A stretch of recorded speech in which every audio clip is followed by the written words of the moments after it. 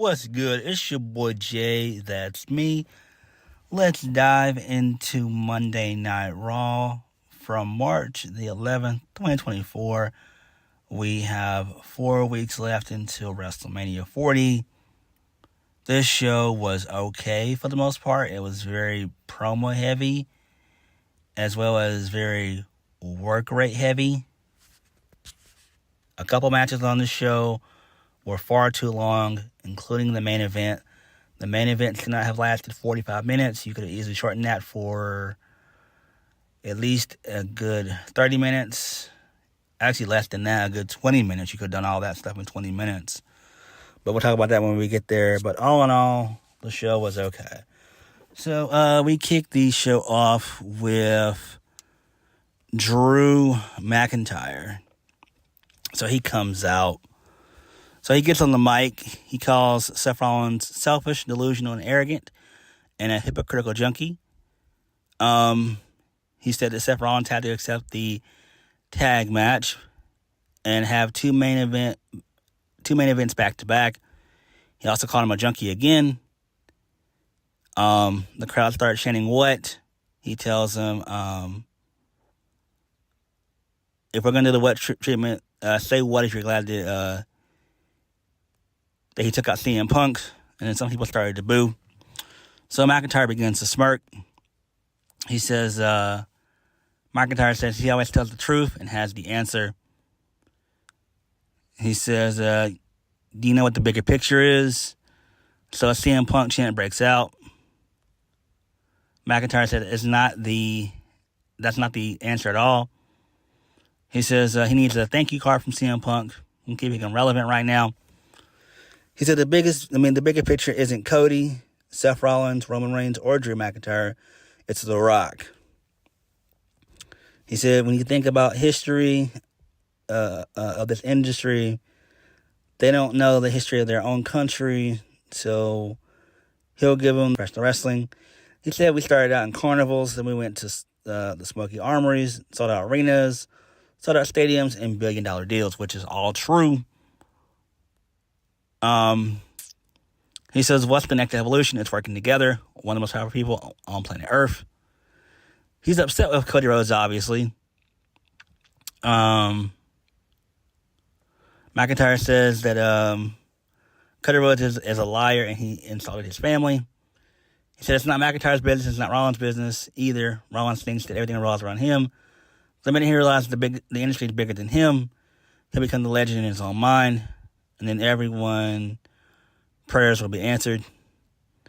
And we can be proud of Drew McIntyre because he's going to be the future WWE World Heavyweight Champion, a champion that we can invest in and be proud of.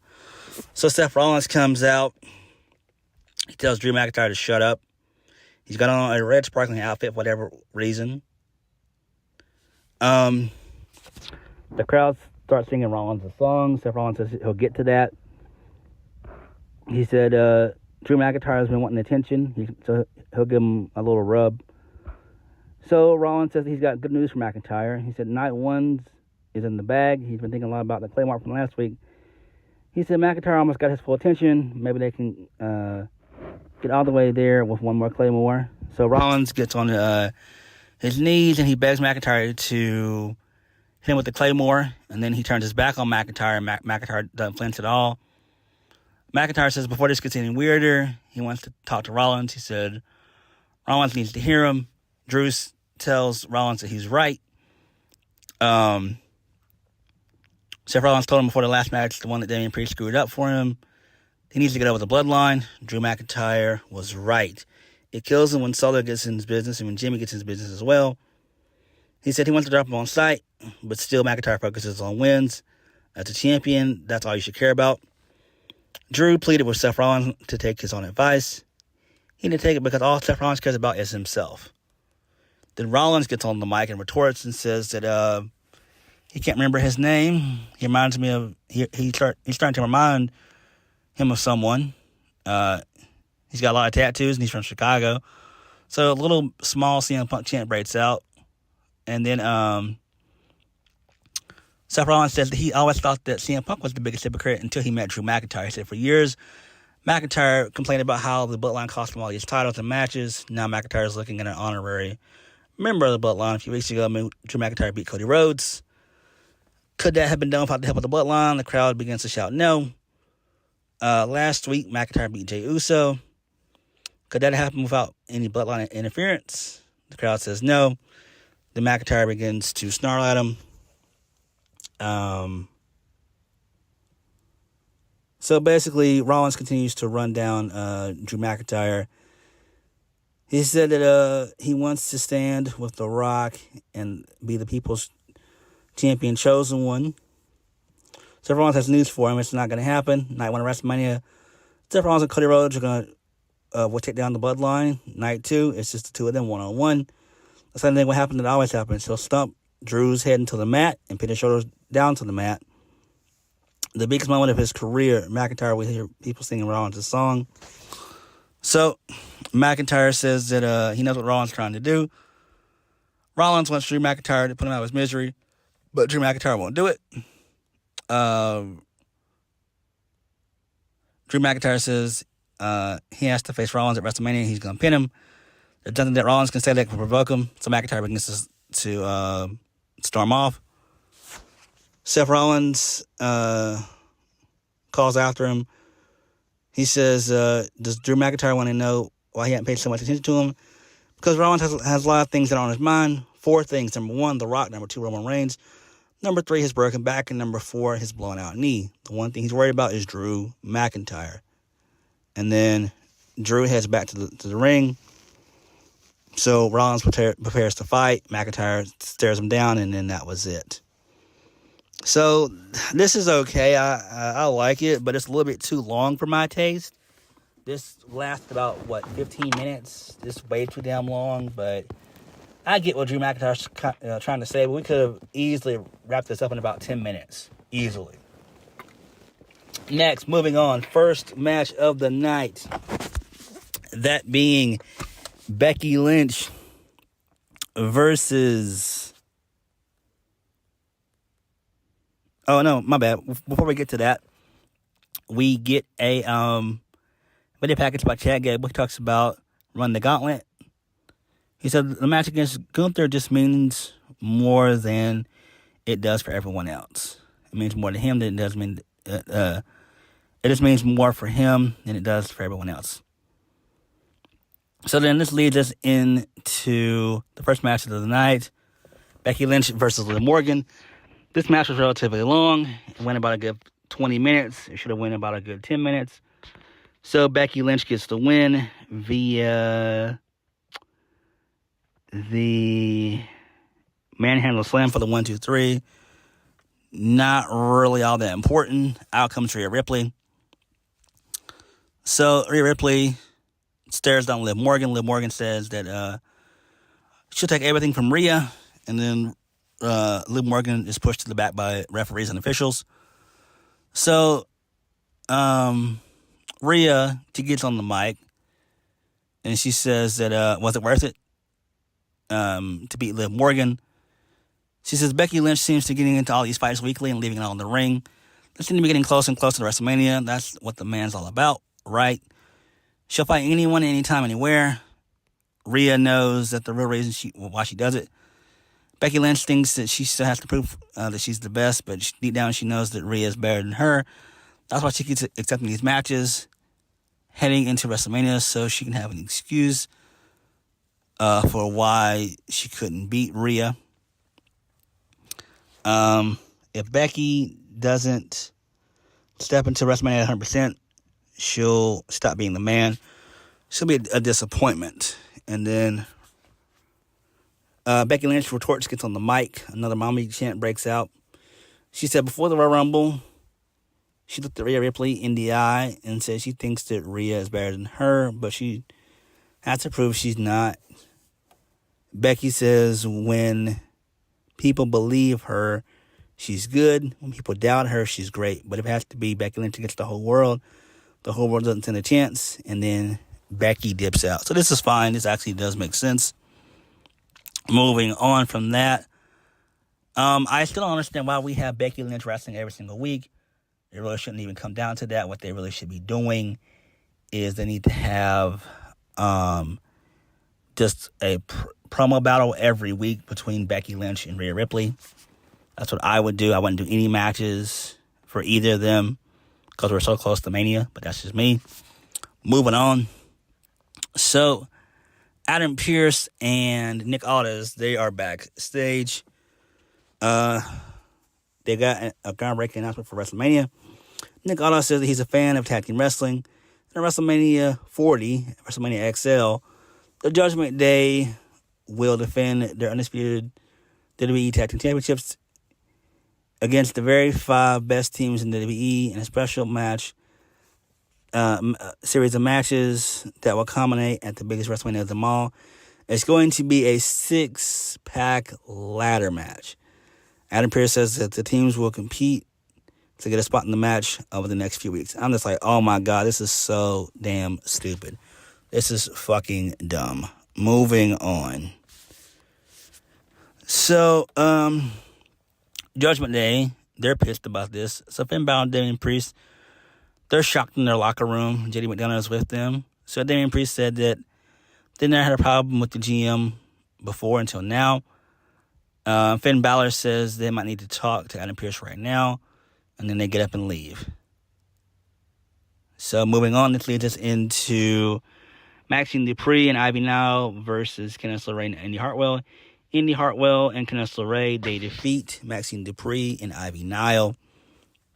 They also mention Candice LeRae whispered something into Maxine Dupree's ear about like her brother's dead or whatever. I don't know if that's kayfabe or if that's real. I don't know. I wasn't paying attention, to be honest. I'm not going to hold you guys up. So that's fine. It makes sense. So they turned him heel. Moving on. So Adam Pearce and Nick Aldis, they're backstage. So Finn Balor and Damian Priest, they walk in. They're not happy about having a ladder match at WrestleMania. Adam Pearce tries to defend it, but Damian Priest tells him to stop. Damian Priest wants to know whose idea it was. And Nick Aldis says it's better left unsaid. Finn Balor says he has great ideas, but no one listens. They want Miz and R-Truth. Adam Pearce says they're not here. R-Truth walks in. Adam Pearce reminds him that he's not supposed to be doing media. R-Truth says that that's on Monday. Adam Pearce says it is Monday. R-Truth realizes that's why Miz isn't here.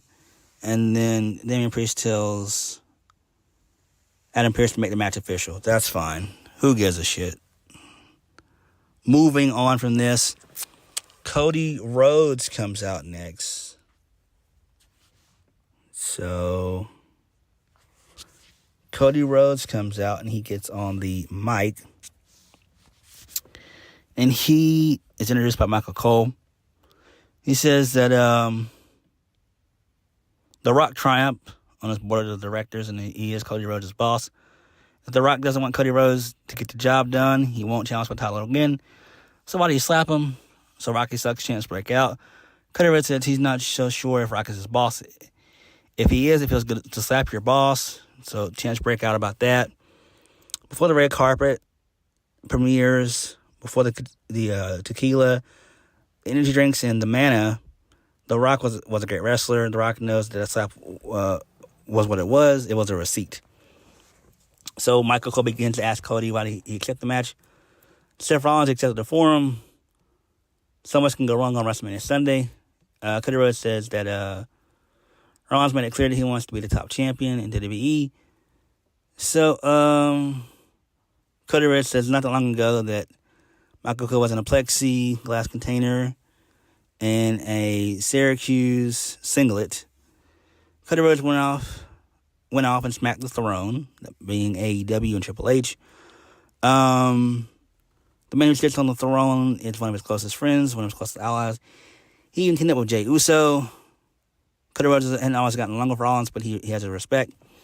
Cody's happy to go to war with Rollins. Besides this is his one shot getting a fair fight with Roman Reigns at night 2 of WrestleMania. Cody Rhodes wants to answer a question that Michael Cole posed to him last year, back in October. He says, Cody Rhodes says it was a good question, even now. So why does he look nervous or even frightened? Cody Rhodes is afraid. He says he'll get his next year because he already said it. He can't say that he'll get it next year because he's already said it previous. The story isn't about him and Roman Reigns. The story is about the fans who've been with him from the beginning. The blind girl, I believe her name was Hannah. His friend was spinal fusion. I don't know who that is. His mom, and the only one he's got left. He can't hand the title to Dusty Rhodes, but he can give it to Michelle. Then Cody can't break out again. Then there's his number one fan, his wife, Brandy Rhodes. She took a shot on him when he was wearing a goofy mask and taking RKOs every night. The story is behind him. It's up to him. Last year at WrestleMania, Roman Reigns said they were in the third inning, but Cody Rhodes says they're now in the last inning. WrestleMania 49, Michael Cole gets to say the first time in history of the company and his family that a Rhodes is a world champion. Michael Cole gets to say at WrestleMania 40, Cody Rhodes finished the story. And then there's an embrace by both Cody Rhodes and Michael Cole. So this was great. This makes sense. Basically, Cody is vowing to hand the championship to his mom and Brandy Rhodes. So that's great. That's sweet. Sweet. Moving on, we get a little Ricochet vignette. He says that his road to WrestleMania starts with tonight. Jay McDonough says you should never bet against an ace. Who gives a fuck? Moving on. So, Liv Morgan, she's dejected backstage. She's throwing out her loss against Becky Lynch. So Becky Lynch walks up. Her and Liv Morgan stare each other down. They shake hands. Nia Jax beats him down, and she does a uranagi to Becky on through the table that was there, and then she took out Liv Morgan as well. And then WWE officials and referees separated Nia Jax from both of them, so that's fine. Moving on. So Shayna Baszler said that they have been taken to the women's division, and they can tear up the arms off the Kabuki Warriors. Zoe Stark says they're the strongest women in the company, and the titles are theirs. Who gives a fuck? So this leads us into the Kabuki Warriors, Asuka and Kairi Sane versus Shayna Baszler and Zoe Stark.